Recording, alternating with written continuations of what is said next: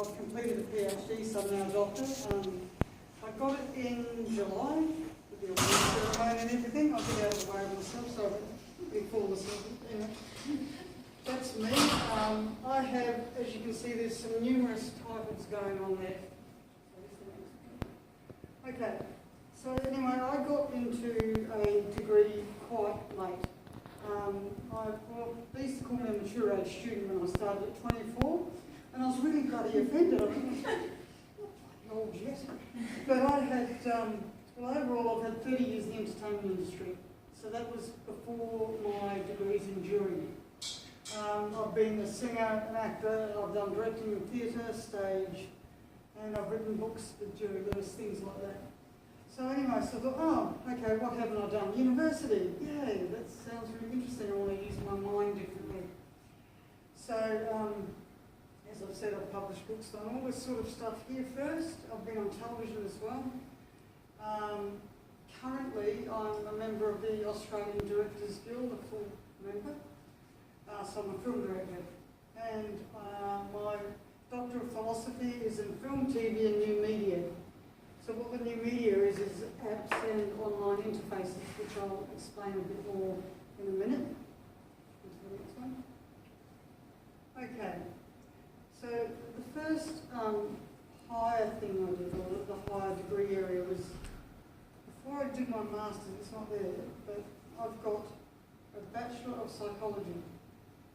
This is called not knowing where you're really going at first, so I switched a lot, right?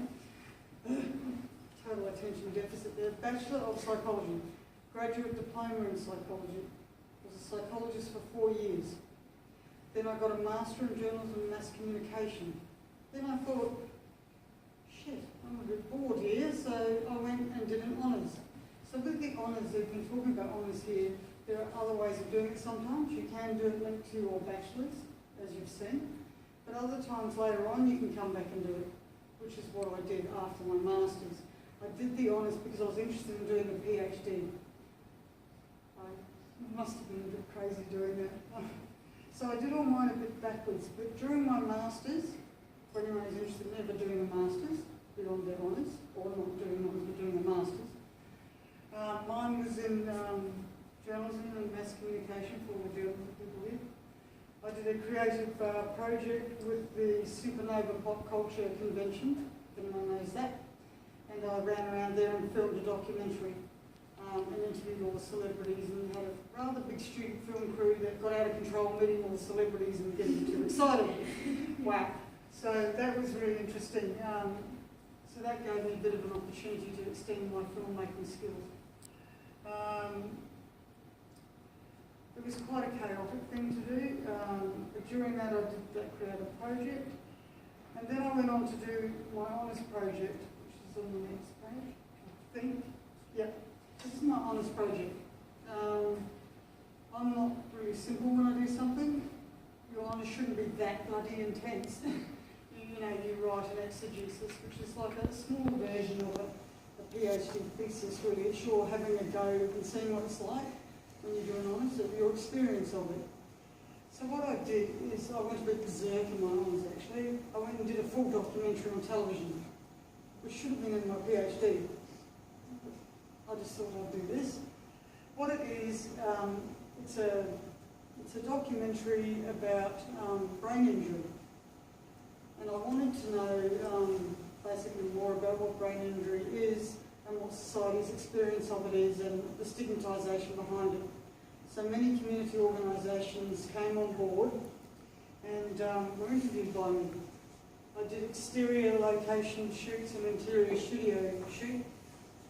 And yeah, so while I was doing this documentary in my Honours, which is just supposed to be a little exegesis there, but it can be a creative one.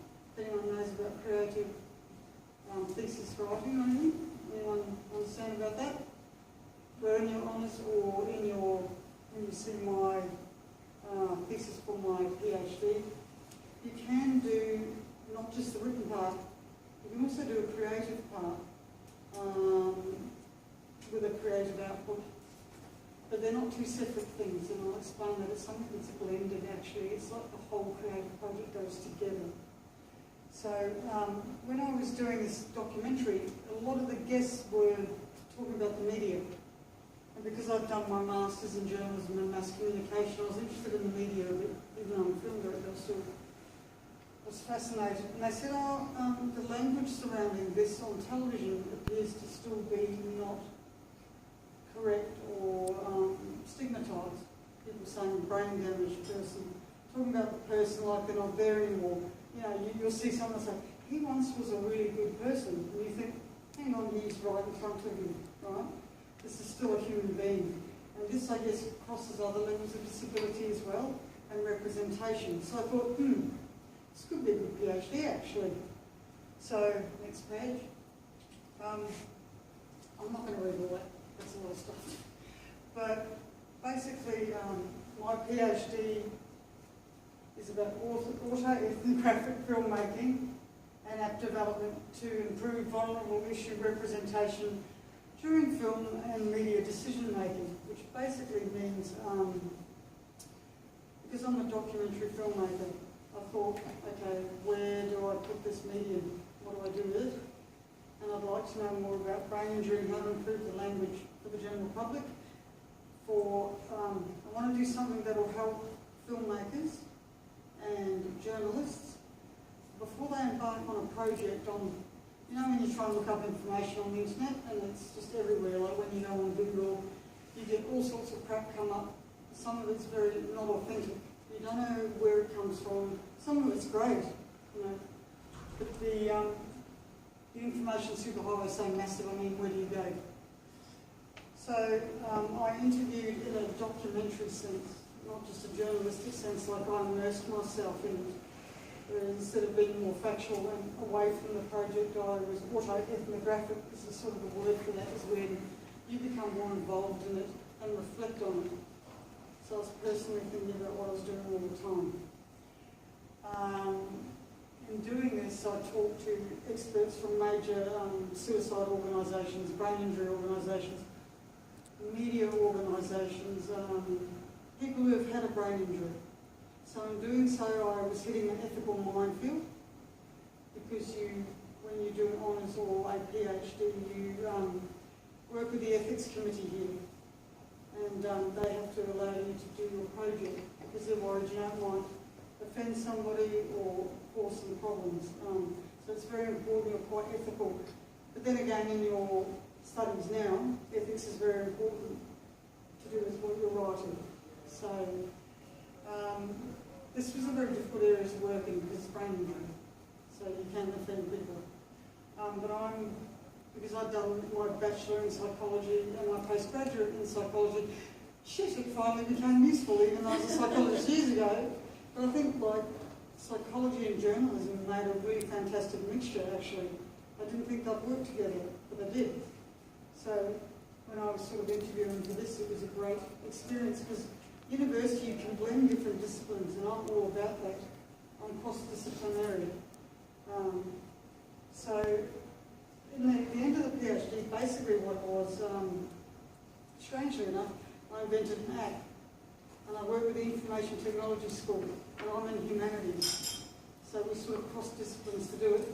And I put my documentary filmmaking clips into the app with the experts. The app still has to be released yet. I'm still hanging on to it privately, but I'm going to be doing this through several companies. So that's what happened to me. But this app is for people who are, as I said before, in the media, directors, script writers, students. So if you want to write something about brain injury, instead of looking through the whole internet, you take your phone out of your back pocket, because we're in a back pocket journalism age. You put your phone in front of you or your tablet, you click on the app, and you can explore through it and listen to people talking about brain injury instead of just reading about it. So it is a really different approach. So it's, oh shit, there's more of me. But what I want to say really importantly is about your journey, right? The university journey seems like a really long one when you're in your first, second year, whatever. Oh God. When I first went to a PhD seminar about, I got into this PhD went, oh my God, I got in, how did I do that? They asked us, put your hands up, how many people think you shouldn't be here? You're in the wrong place. So all of us stuck our hand up. How many think you're going to fail? People were sticking their hands up. How many don't think you're worthy? So, you know, at the beginning you have a lot of fear. And a lot of students they're quite scared about their studies or they're all nervous about it. Right? It's sort of conquering that fear and believing in yourself. But I basically shit myself when I was in that first class, but I'm out of here, I don't want to do PhD, this sounds bloody awful. Then they said you'll travel everywhere, which is what the PhD candidate that was here, she's still in here? Lucy? Yes, she's still here? Sorry? Yeah, Lucy. Lucy, yeah, you know how when you first did your first seminar here, and they gave you a talk, you know, the PhD talk? Yeah. Yeah, you think, oh shit. You know, imposter syndrome. Look it up. They really know how to Are try you and put you familiar with it? Yeah, so it's like, they tell you you'll travel, right, like we've gone and done. I didn't actually believe that. I've travelled other places, but I thought, oh, there's it. Okay, so far I've done conferences throughout Australia, throughout the UK, Vienna, I've gone to London, Rome, Venice, Germany, Denmark, a fair bit, Naples, Paris, Nice, Greece, Germany. So I've been everywhere because my work is very interdisciplinary and a lot of universities are wondering about it and saying, what are you doing with it? But I was very shocked when the university gives you grants for this within humanities, within your PhD. You can apply for things, for funding, like up to $5,000 sometimes, $7,000, to go to a conference and present. So that's a wonderful opportunity. These are things to look forward to, I think. There wasn't all great things happening during this. Of course, it's a very stressful journey. Lisa was saying she's going through it. I've been through it and I've come out the other side in one bit. Just one bit, barely. But I think it was very important to do. You know, as I said, I went to Denmark. When I was in Denmark, I was working with a big film company there, which you might know, it's one of their biggest. I had difficulties actually sort of with that culture, but I learned a lot about journalism and stigmatisation and things like that during, it was a bit rough. But I had 2 feature films in development which fell through, so that was tough. So I had to get back up from that, right, and keep going. I also had a lot of medical issues during it. I was quite sick. I have a heart condition. So it's very tough to work with medical problems, and I don't know how many of you here have medical problems, a disability, things like this. But, you know, you have to push through, because in the end it is quite worth it, but there will be tough times. When someone said to me, my supervisor said, oh, people have nervous breakdowns, they have marriage breakups, all this stuff. No, you don't, no, you don't, no, you don't. I swear I had all of it. And I had a marriage breakup as well. Shh. But they have to be right, you know, because at the higher end of it, it can get very stressful. But it's wonderful as well. Right? So there's that balance. Long nights, and well, Lisa was saying she was enjoying it. I was probably on the opposite end going, shit, I'd rather be out filming. I am a writer as well. I do love writing. I've had 2 books published and everything, but this was really quite an experience, but it's taken me everywhere. So, next page, I think I'm really finished. So in the end, you know, like you do things like that, you get up there, you graduate, you put the floppy hat on. Because the PhD hat looks really hilarious. I mean, I bought mine because I'd like to walk around with it and take it to a cafe and wear it and put pizza in it and do pretty disrespectful things with it, but I do respect my degree totally, so, but, yeah, you all end up here.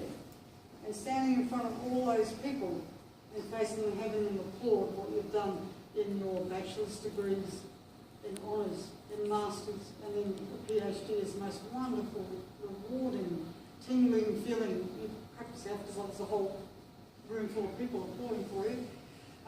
You get to publish your work as well. Your writing in journals, which I've done. You might get more travel. You get to share your knowledge throughout the world with different people. It's not just about here, it's a global thing. As I said, when you graduate, you have this whole experience. I mean, nothing like graduating a wonderful feeling in all levels, and I've graduated at all levels. Loved every name of every single one.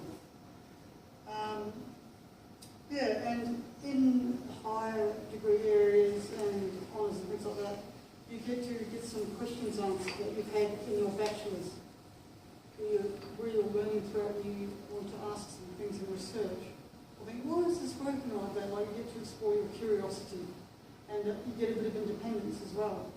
Because a lot of it's, particularly in the PhD, is on you as well. You might have supervision, but you have to rely on yourself. So it's quite a fantastic journey. And you might become a world expert in what you're doing, which apparently I'm supposed to be. In the area of brain injury apps, but I don't bloody know. I don't know that I've met a single PhD student who's recently graduated who believes that they're a world expert. Like, I have a friend who graduated last year. She got a postdoc before she even submitted her thesis. Yeah. She's invited to multiple international conferences to speak on her topic, and she's like, I can't put that I'm an expert in this thing, Lucy. Yeah. Like, You just want to write all over your resume, I'm a bloody world expert, come to me. Right? So, does anyone have any questions? What's on the next? Just give me that's just links to my website, IMDb, stuff like that, because I'm an Arabic film director, of course I'll be on IMDb there. So, any questions? What we might do is let everybody mingle and they can come and ask you questions. Yeah, so Lisa, thank you so much, Lisa, for speaking.